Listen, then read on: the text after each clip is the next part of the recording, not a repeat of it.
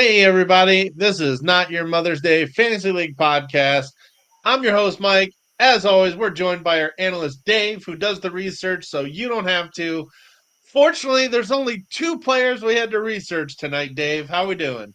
Doing pretty good. This was an easy one to figure out tonight. I guess Nick does have a couple choices of which running back he wants to use. He's got the backup just in case the backup can't play tonight.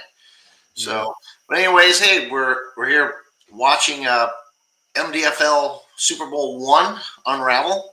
It's been a super long week. Game started on Wednesday night, and I Yeah. you've seen Nick and Mike's text back and forth or messages. This has been a slow burn on Nick, and this game is not getting over yet.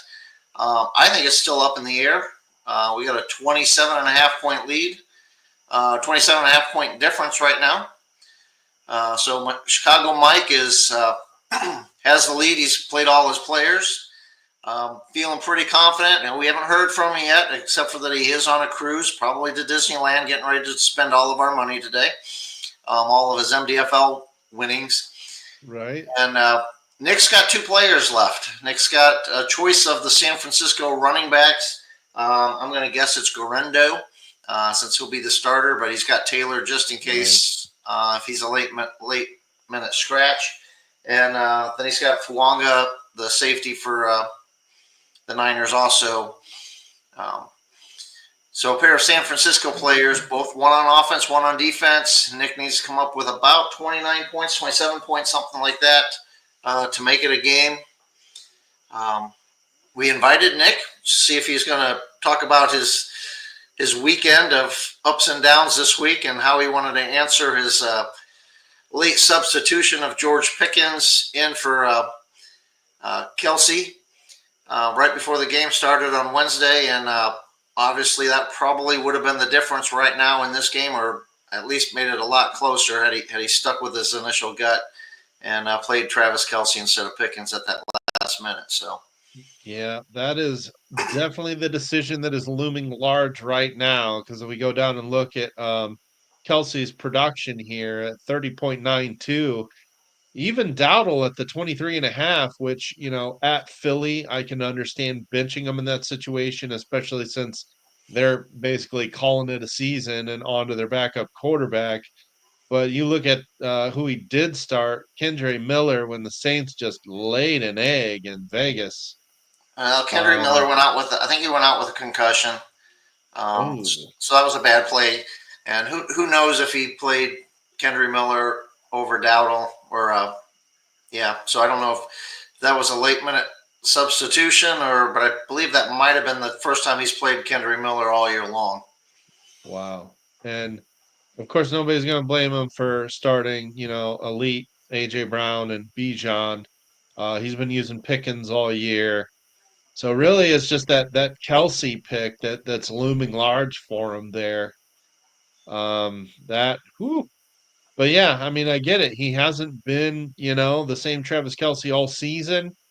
What? That was his third touchdown catch this year. Yeah, Yep, his third one. third. His third touchdown catch this year. But still, I mean, he's on the verge of scoring 300 points. Man, that's a tough decision. Short week, maybe. But wow, he's got to get a lot. So, Dave, did you look up how many points Hafanga is averaging on the season? I didn't get that much in depth with it because Fuanga has missed so many games this year. He started the season on the IR. I think he's missed more games than what he's played. I was actually quite surprised that Nick kept him back to start him. Wow. Um, Um, all right, not, I'm curious just because I figured this was going to be a relatively short stream here. So if we yeah, just he's kind of only played in like 6 games, and you could probably tell better than I can wow. if Nick has even started him this year. I honestly don't know. Yeah, he's missed a lot of time. Yeah, see, yeah, I Nick just mean, started him last week. Was the first time he started him. it looks like he's started, I would guess at least 5. Potentially, he started this game and just didn't finish. But But that's something Nick used him last week as a starter. Uh, So the easy math here is even if he started even 5 games this year, he's under 10 points a game when he was huge for him last year. He was a waiver extension tag because of how he came up pretty big for him last year. But and yeah, that's tough. I mean, he's got to hope for like 15 points out of him. yeah, I'm not sure he'll get the 15 points or I mean, he's really not playing a game that matters to San Francisco, and actually, the game really doesn't matter to Detroit either. So we'll see how much of the starters actually play tonight. And of course, the other player is a flex player, and with the Niners being so banged up in the backfield, they're starting the rookie here, Garendo. Now he's been decent in limited action here. He's getting 15 carries a game, but you got to wonder with the injury report saying he was limited in practice Thursday and Friday with a foot and a hammy. How much are they going to go with a committee this week and split the carries between him and Taylor?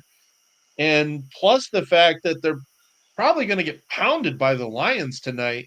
And the Lions just don't strike me as the type of team that'll let their foot off the pedal. Right. They're in for blood. And so if they get up 28-10, what are the Niners going to do? They're going to be slinging the rock around. So Yeah, it's going to be tough for Nick to come back with what he has left. you can see right there the opponent's rank versus running back is number 4. So Detroit's got a good run defense, Right. and an injured running back is not going to fare well in that. So Yeah, limited all week rookie who has started a few games and been productive. But I struggle to think he's going to get these 15, 16 carries that he's got in previous games. especially if they're going to be behind. Right. So Yeah, yeah. I mean, and that just doesn't seem like a game plan that's going to bode well for them to move the rock down the field. I mean, I think Um, it's doable. It's doable for Nick if Nick can get 10 or 15 out of him and another 10 or 15 out of Hufanga. yeah. I mean, I'm not sure. I mean, they're both capable of doing 30 points, but maybe a combination of both of them, you know, at least get it to where it's a stat correction, Thursday morning. I hate to say it. I think it's more realistic. Now, of course, Garendo has had a week where he's scored the 34 against the Bears naturally, and 25 against the hapless Cowboys this year. I think it's more realistic to try to hope for your 20 out of Hufanga, So, but maybe I'm just but crazy. and I question, and maybe if Nick was here, Nick could explain it better. But I think he had better safety choices on his bench that he didn't play, that he's obviously been playing all year long, and this may be one of Nick's strategies to at least have a player on Monday night in case he needs it. Whoops. Yeah, let's go to that and see what other safeties he had available here. I mean, yeah, Curl gave him 20, but Click on Curl. Well, he hasn't. He played him at the beginning of the year. He hasn't been playing him lately. But Curl came up. He's come up with 20 and 26 points the last 2 weeks. yeah, right. And he is tied for the team lead in tackles. I mean, that's that's pretty good production out of a safety there. Whoops, it keeps reverting back to there we go. What else? He could have went with say PJ Locke here. Um, yeah, obviously pretty easy to keep him on the bench with his Yeah. 159 on the year. But man, having to start two safeties, let's say even if he would have went with Polamalu, I mean he's been productive as of late, at least. Man, career high. and tackles a couple weeks ago as well. Right. But yeah, I mean, hindsight is always 2020, but when you're playing for the championship, you got to go through these, I guess, progressions for lack of a better word, But the other thing is, he's making these decisions, and you and I are not. We're sitting on the sidelines we're we're watching them. sitting on the sidelines because we didn't have that many viable options at the safety position. I mean, he could have just as easily started Curl the last 3 weeks and still been in the championship game. So at least it certainly looks that way. But Well, probably the one that's going to haunt him is probably the Travis Kelsey that's the switch right one. before the game. That is the one. Yeah. Um, yeah. What has Kendra Miller done the last few? And see, even I mean, 15 at most on the season. Man, Well, Kamara was out for the week. Kamara was right. out, so that definitely was going to need a running back for that game. But again, that's the first time that Nick has started him all year. Yeah. So And I gutsy, guess he gutsy just move. figures with the Raiders defense, there's a chance to really put up some points there potentially. I mean, but also AJ Brown only giving you 13 against Dallas. That's pretty disappointing Well, as again, you didn't well. have a quarterback for Philly, so the question was how much were they going to be passing the ball? Yeah. And he got stuck with Hurts and protocol and Hey, had to 24 points start. out of Bryce Young is not bad when you lose Not with bad. Hurts. But you flip back to the career game that Mayfield had for Chicago Mike, Yeah. putting up a 56-point game. Just freaking Yeah. crazy. I mean, Tampa was up by a bunch of points, and they were continuing to just add it on. Probably two of those are garbage touchdowns that they didn't need, that they had the game well in control. So, Right. But Baker's been doing this all year, so we really shouldn't be that surprised that he was able to put up a 50 burger. He's done this at least one other time this year, or at least close to it. He's a top 5 fantasy quarterback this year. So this is what you should be able to expect, and he yeah. got it at the right time. So there's a good Um, good trade for Chicago Mike. Picked him up via yeah. trade from Detroit at the trade deadline, and obviously it has paid dividends for him. So Yep. I mean, and we've sat here and we've talked about the decisions that Nick could have made differently, but let's go ahead and make sure we give our props to Mike because he's the one that's got Nick on his heels playing catch up here. The 56 out of Baker, getting a solid 32 out of Mike. Of course, Mike Evans here, of course, and his two-headed horseman here, and Jefferson and Evans looming large. The smart play of getting Charbonnet in there, getting 32 out of Blake Cashman. Um, I wouldn't have guessed that. But that's a good start. yeah, yeah, I Yeah, mean he's he's been been starting him most of the consistent year. at least. Yeah. Yeah, he missed some time, but he's been consistent. But yeah, that is his Oh no, other wait, than that week. that's Raiders. Let me pull him up. I can pull him up on my side. Um, Oh, as far as what his you're contract pulling is. up the AFC. Yeah. So let me. You I'm won't be just able. kind of You won't looking be at able to his see it, but I'll be able to talk about it. I'm just kind of looking at his game log here. He's had several weeks over 20 and two games over 30. Yeah, Mike's been starting him all year, though. I mean, when he's been healthy and start playing games, he's Mike has started him all year. What else here? Even if he had to start Mac Jones has actually been okay. Yeah, Mike says he has been starting him all year. Thanks for joining us, Mike. Hey, Mike, I We know that you're on a cruise. Is there anything that you can say to that you want to speak, or you want to put any type of voodoo curse on Nick and getting only 28 points tonight? we don't think he's gonna come back. We were analyzing what he's got left. He's starting the rookie Garendo tonight, and that just does not look like a matchup where they're gonna hand him the ball 15 times against a Lions very good rush defense who should be in the lead. And plus, the guy was limited in practice all the way up through Friday with a toe and a hammy. He's probably in a committee tonight. I think Nick's lucky if he gets 15 points out of Garindo. And then he's got Hufanga, the safety, going tonight. He's been hurt most of the year and hasn't had a good game all season. So I think you're sitting really pretty with a great chance of winning a ring tonight, Mike. Well, he's already got the ring. This is the trophy that is going to get the traveling Yes. trophy. Yes, the metaphorical So ring. they're both going to walk away with rings in about a month. So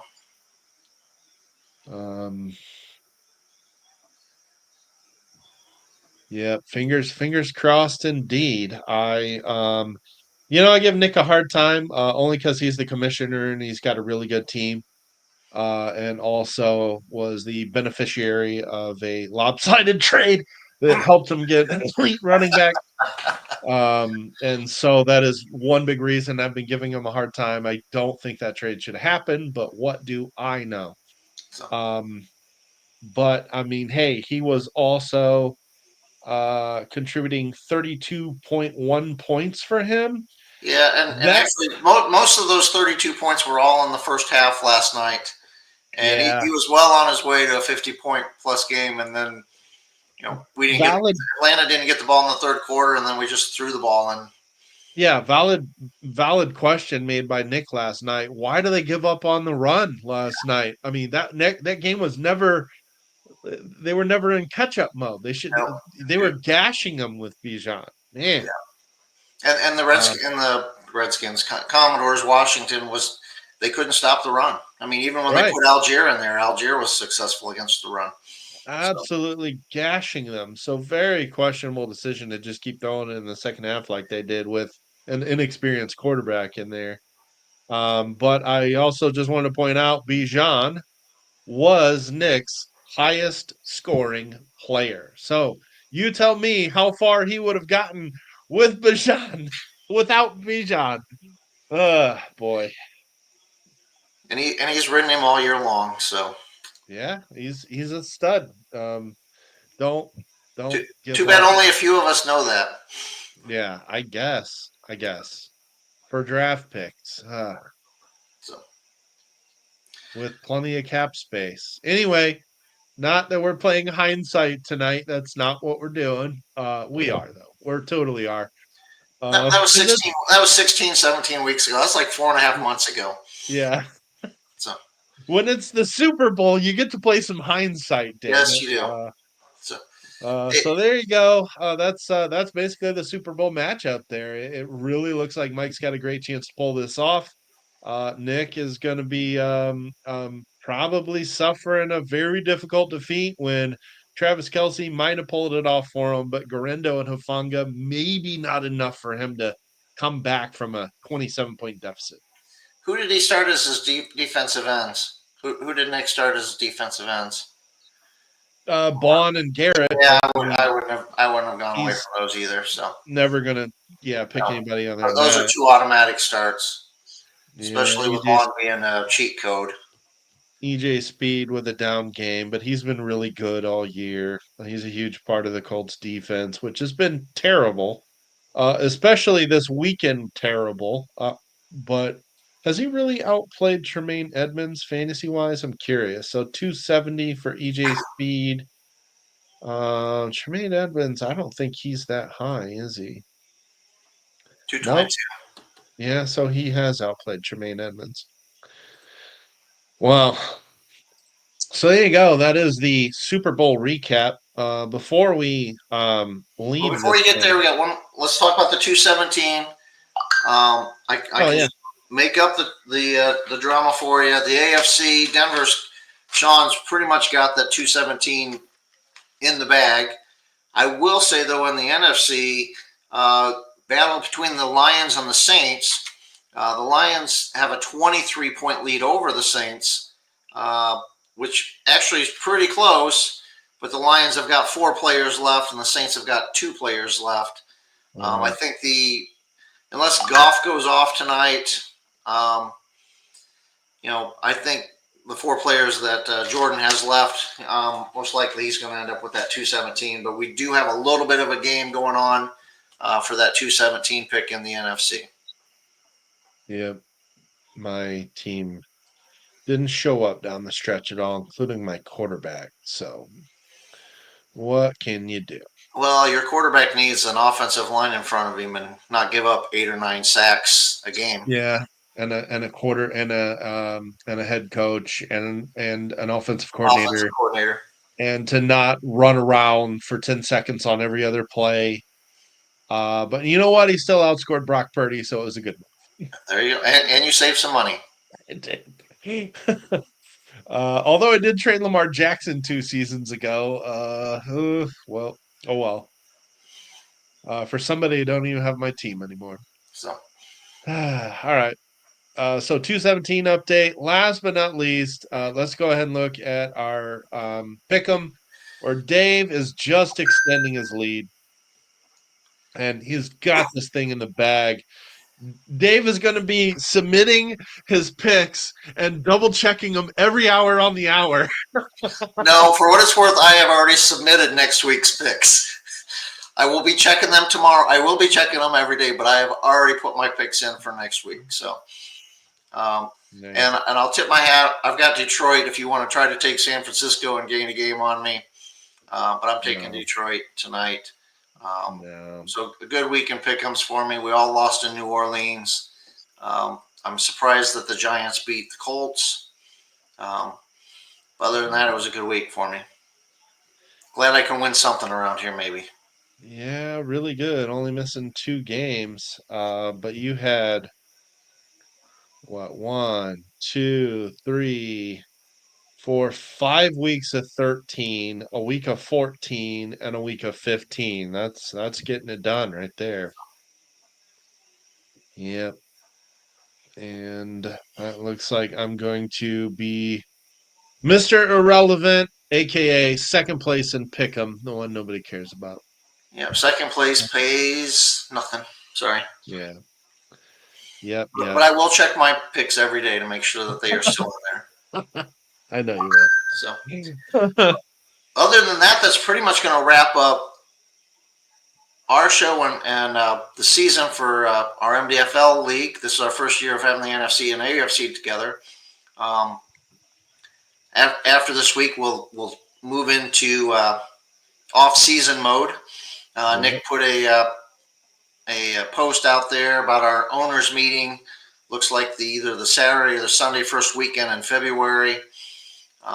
Go over league rules, pay out some money, hand out a pink license plate, a couple rings, trophy, that good stuff.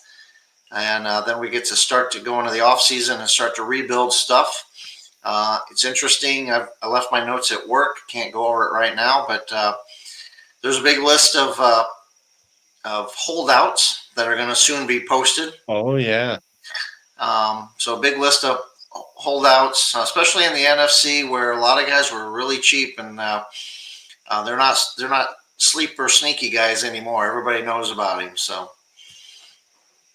yeah, exactly. I got bit hard on that one yesterday. I had Jamin Sherwood sitting at about the number 6 or 7 spot, and I figured and he was like I think 9 points out, and I'm thinking, okay, if Nakobe Dean does well, and then Nakobe Dean doesn't even play, the next thing you know, he jumps up to like 4th or 5th, and I had him, almost 300 some points on a $1 million contract, and now he's going to end up costing me a holdout contract, I think at 18 or 19 million. Yeah. So I was kind of hoping another one of those Jordan Love Purdy deals go my favor, but it didn't happen.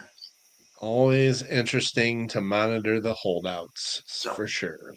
So anyways, if you're not familiar with that, read your bylaws. I'm sure that Nick and I will put some posts up. We'll go over that.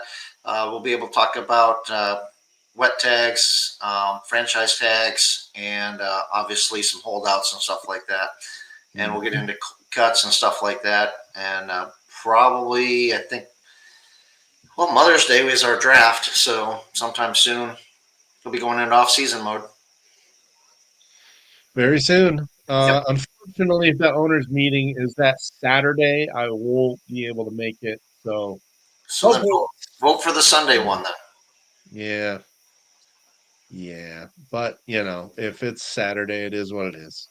So I think he put Saturday or Sunday or can't make it at all. Yep. So yeah, make sure you vote for that. I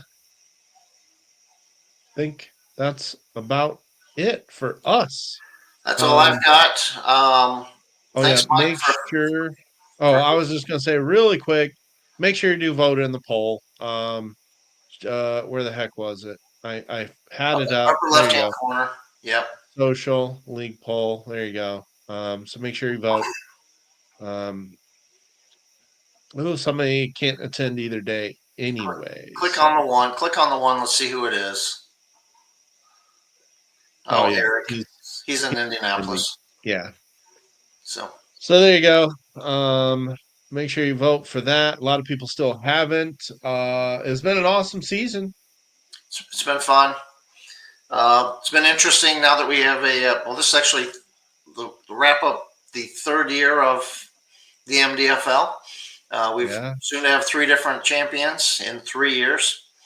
Adding the NFC going into some interleague play has definitely given this a different dynamic, and especially now that we've got our own MDFL Super Bowl, um, Yeah. it made it really interesting. Uh, the pink license plate again won by Jason. That's the second time in 3 years that he's getting that.